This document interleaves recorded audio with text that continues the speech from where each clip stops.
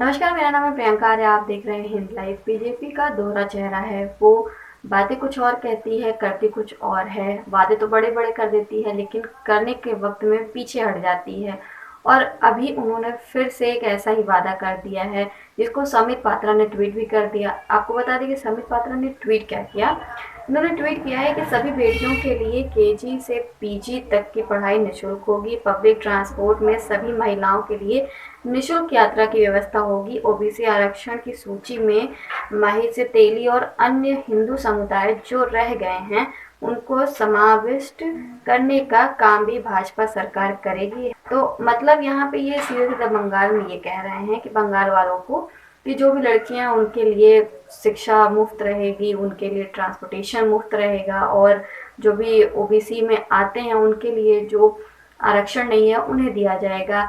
लेकिन अब बात ये आती है कि क्या ये कर पाएंगे, क्योंकि जिस तरह से महंगाई बढ़ रही है, जिस तरह से इनकी सरकार में महंगाई है, उस हिसाब से लगता तो नहीं है कि निःशुल्क होगा कोई चीज़।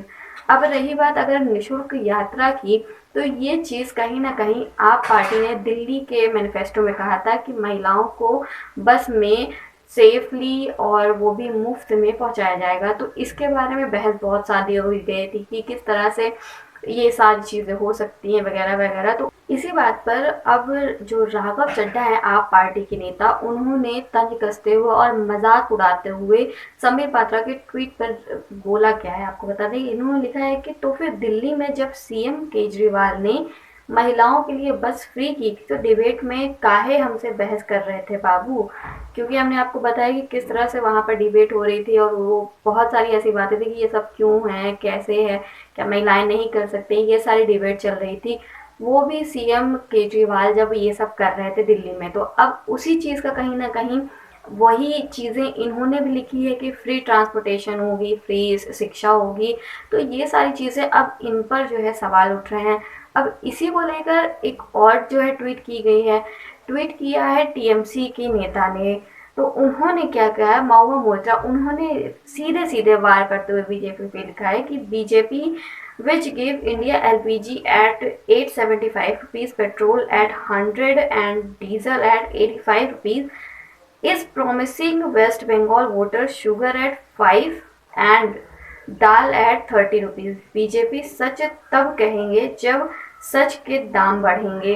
तो यहाँ सीधे सीधे उन्होंने यही कहा है कि जब एलपीजी का दाम इतना 875 रुपये में है, और डीजल जो है वो इतना ज़्यादा रेट इतना हाई हो चुका है, 85 रुपये में है, और पेट्रोल 100 में है, तो किस तरह से ये कह रहे हैं कि वेस्ट बंगाल की जनता को 5 रुपये में शुगर और इस तरह 30 रुपये में किलो दाल देंगे। तो ये सारी चीज़ें ये सवाल खड़ा कर रही हैं। कहीं ना कहीं ये दिखा रहा है किस तरह से बीजेपी अपने ही दांव में घिरती चली जा रही है। क्योंकि एक तरफ ये वही दांव अपना रहे हैं जो पहले भी इन्होंने कहा है, जुमलेबाजी करते आ रहे हैं। तो इसी सब के चलते अब इस तरह से इन पे वार भी हो रहा है। कहीं ना कहीं केजरीवाल की एक कहा जाए तो जो उन्होंने कहा था वही ये भी कह रहे हैं। तो जब उनसे बहस हो रही थी कि क्यों ऐसा कर रहे हैं, तो अब इन पर भी सवाल होगा कि क्यों ऐसा कर रहे हैं या फिर क्या ज़रूरत है। तो इसी तरह की चीज़ें हैं जो जो जिन सरकारों से सवाल ये कर रहे थे, अब उन्हीं सरकारों की चीज़ें ये वापस लेके आ रहे हैं। इसी पर सवाल हो रहा है, और इसी तरह से जो महंगाई बढ़ती जा रही उसको लेकर भी सवाल उठ रहे हैं। तो देखना होगा कि क्या होता है वेस्ट बंगाल में। क्या इनकी जुमलेबाजी काम आती है बीजेपी की, या फिर जनता अपना फैसला बदल रही है।